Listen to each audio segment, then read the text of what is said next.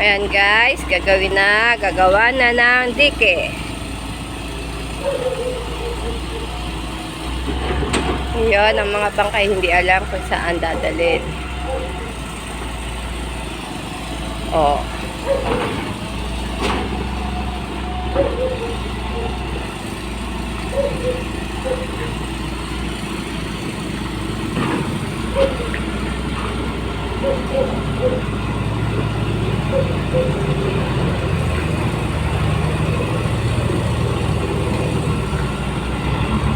Maya pupunta tayo ng karsada. Pakikita ko sa inyo yung mga tambak.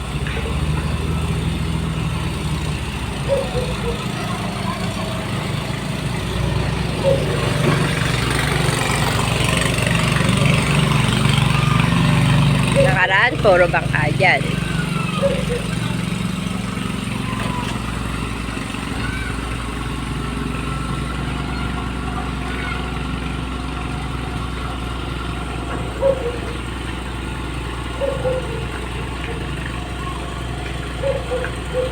Ay, tatanggalin din bangka di yan.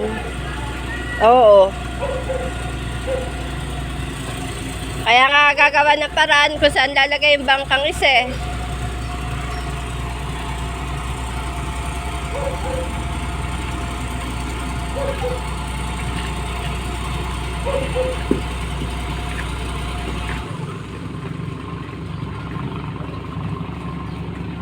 Break muna.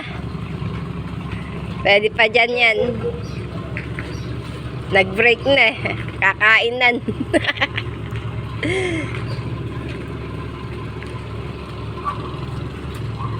Mamaya naman guys.